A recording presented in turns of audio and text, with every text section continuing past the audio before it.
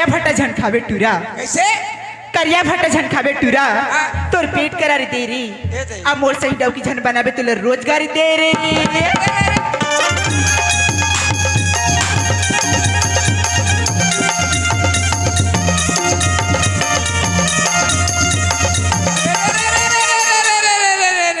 Kairi करिया भाटा हम खाबो टूरी। अच्छा अब वो तेल में देबो बघार रे। ओहो रे और तोर सही टैकी बना के डंडा में देबो सुधार रे।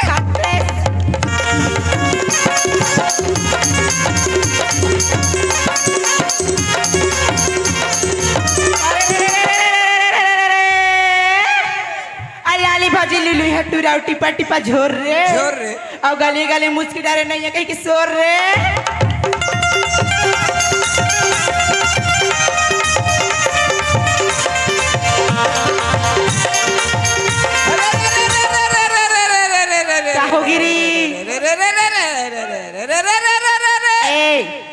अब गाड़ा तो गाड़ा टूरी। अच्छा अब बड़े मंडल घर के गाड़ा रे। बड़े मंडल घर के गाड़ा रे। अब काल के पठोनी छोकरी ते ठक ठक ले हाड़ा रे। टूरा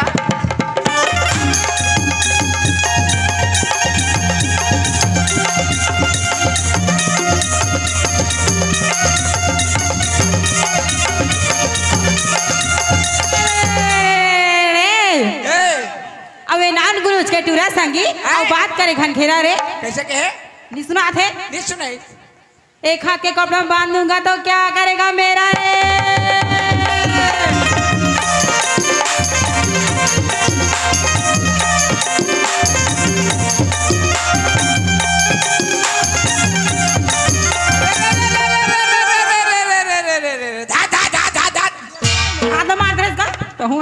और भाग के कहा जाबे टूरी बांधो गाड़ा के डोर रे। और तात पसेरी तो के फोकला हेरो तोर रे।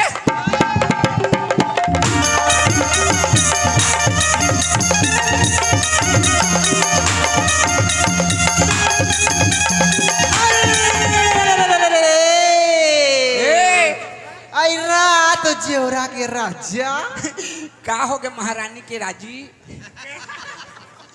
अरे माथे में बिंदिया मेरी। हाँ? अब हमें सितारा रे। कहाँ रे यहाँ रे। रहती है रे। अरे माथे में बिंदिया मेरी अब हमें सितारा रे। अरे दो है लड़का क्या नाम है तुम्हारा रे।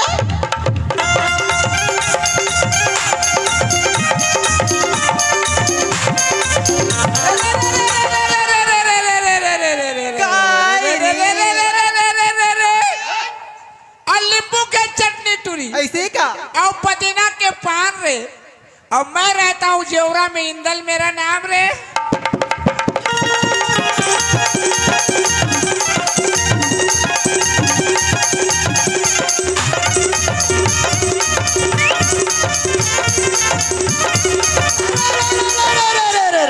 अरे गोरी के मड़वा झेलिंग झालंग गोरी कुटे धान रे। धान रे छोड़ तो तोर कारी मुसेरेला चले जोकड़ मन के साथ रे।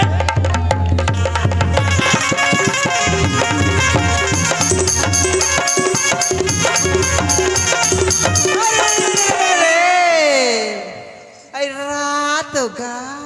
अरे एक बीड़ी दो बीड़ी तीन बीड़ी हो जाए रे। अच्छा कौन सा बीड़ी कौन सा बीड़ी फरमाइश बीड़ी। फरमाइश बीड़ी हाँ और तोर एक था आधा एक ठगा एक ठा 1.5 का की आधा आधा और एक ठा आधा मतलब ठूठी। हाँ हो ठूठी बीड़ी।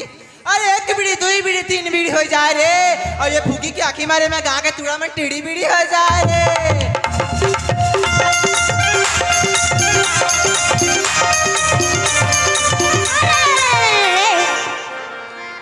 बड़े लकथे केकरा बिचू ऐसे का और छोटे लकथे भूरी भूरी तीनों जगह कतर पसर धर के भागना चोरी।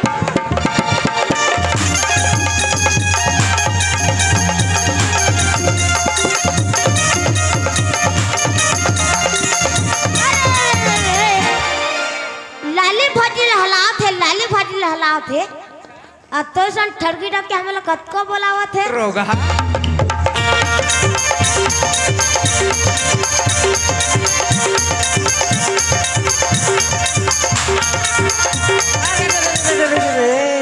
अरे का कह रहे मो नाम चुंडाऊ का अरे लाली भाजी लाल हवा थे लाली भाजी लाल हवा थे और ये थी आते या जो तो सही डौका तो एक गांव में कब वाला हवा थे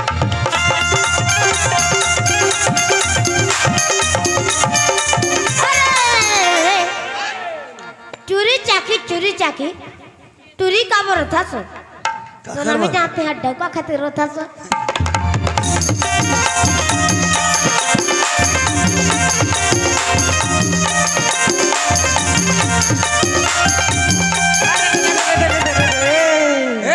अरे जाती हूँ बाजार बाजार और खाती हूँ मिक्सचर ही अच्छा कौन सा मिक्सचर जलाराम जलाराम अरे जाती हूँ बाजार और खाती हूँ मिक्सचर ही और तुम्हारी जैसे दिखाती हूँ पिक्चर